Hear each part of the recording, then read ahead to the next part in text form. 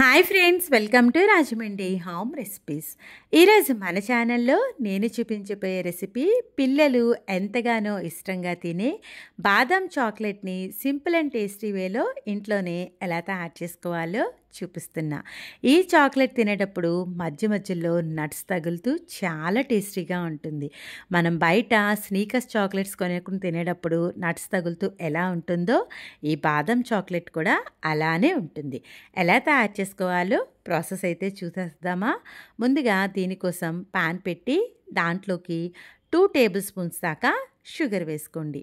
2 table spoon షుగర్కి 1 table spoon దాకా నీళ్ళు వేసుకుంటే సరిపోతుంది. నీళ్ళు ఇలా షుగర్లో బాగా కలిసేలాగా కలుపుకోండి. కలిపిన తర్వాత స్టవ్ ఆన్ చేసి స్టవ్ మీద పెట్టి ఫ్లేమ్ని లో ఫ్లేమ్లో పెట్టుకుని షుగర్ అంతా కూడా బాగా మెల్ట్ అవనివ్వండి. షుగర్ ఇలా మెల్ట్ అయిన తర్వాత పావు కప్పు దాకా బాదం వేసుకొని బాదం అంతా కూడా షుగర్ సిరప్లో బాగా కలిసేలాగా కలుపుకోవాలి. 10 నిమిషాల పాటు ఇలా గరిటెతో కలుపుతూ లో టు మీడియం ఫ్లేమ్లో కుక్ చేసుకోండి. ఇలా చేస్తూ ఉంటే షుగర్ సిరప్ అంతా కూడా బాదంకి బాగా పడుతుంది. చూస్తున్నారు కదా, ఇలా షుగర్ సిరప్ అంతా బాగా డ్రై అయిపోయి బాదంకి పట్టేంత వరకు లో ఫ్లేమ్లో కుక్ చేసుకోండి. ఇలా అంతా కంప్లీట్గా షుగర్ సిరప్ పట్టిన తర్వాత స్టవ్ ఆఫ్ చేసేసుకొని ఒక బౌల్లోకి బాదం పప్పునైతే తీసేసుకోండి. చాక్లెట్ చేసుకోవడానికి ఒక బౌల్లోకి 130 గ్రామ్స్ దాకా చాక్లెట్ని తీసుకోండి.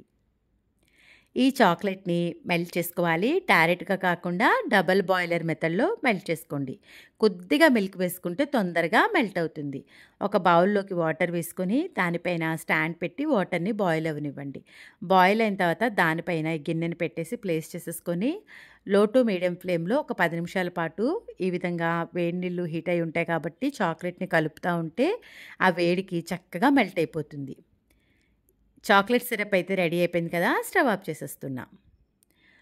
బాదం కూడా చక్కగా కూల్ అయిపోయింది. ఇప్పుడు దీంట్లోకి 1 టేబుల్ స్పూన్ దాకా చాక్లెట్ సిరప్ వేసుకొని బాగా కోట్ చేసేసుకోండి. ఇలా బాదంకి చాక్లెట్ సిరప్ అంతా కోట్ చేసిన తర్వాత దీంట్లోకి మరొక టేబుల్ స్పూన్ దాకా చాక్లెట్ సిరప్ వేసుకొని బాగా కోట్ చేయండి. ఇలా ఒక 3 సార్లు చేసుకుంటే చాక్లెట్ ఫ్లేవర్ అంతా కూడా బాదంకి బాగా పడుతుంది. 3 సార్లు ఈ విధంగా కలిపేసేయండి.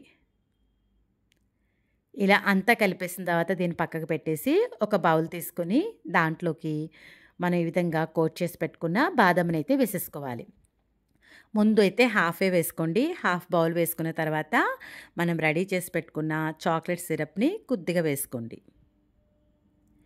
ఇలా వేసుకున్న తర్వాత దీనిపైన మరికొద్దిగా బాదం పప్పునైతే వేసుకోవాలి. ఇలా లెవెల్ చేసేసుకొని మరికొద్దిగా బాదం పప్పును వేసేసుకొని దానిపైన ఇంకొద్దిగా చాక్లెట్ సిరప్ వేసుకోండి. ఇలా లేయర్స్గా వేసుకుంటే బాగుంటుంది. ఇలా అంతా వేసుకున్న తర్వాత ఒక్కసారి స్పూన్ తోటి ఈ విధంగా అడ్జస్ట్ చేసేసి దీన్ని డీప్ ఫ్రిడ్జ్లో ఒక 3 to 4 అవర్స్ ఉంచుకోవాలి. ఇప్పుడైతే ఫ్రిడ్జ్లో పెట్టేస్తున్నా. 4 అవర్స్ తర్వాత ఒక్కసారి మూత తీసి చూద్దాము. చూస్తున్నారు కదా, చాక్లెట్ అంతా గట్టిపడిపోయి చక్కగా డ్రై అయిపోయింది కదా, రెడీ అయిపోయింది. కొద్దిగా కూలింగ్ తగ్గిన తర్వాత దీన్ని అయితే డీమోల్డ్ చేసేసుకోండి. చూస్తున్నారు కదా, బౌల్ నుంచి ఎంత ఈజీగా సపరేట్ అయిపోయిందో. దీనిపైన గ్రేట్ చేసి పెట్టుకున్న ఇలా పిస్తా వేస్తే చూడడానికి కాస్త కలర్ఫుల్గా ఉంటుంది, టేస్ట్ కూడా బాగుంటుంది.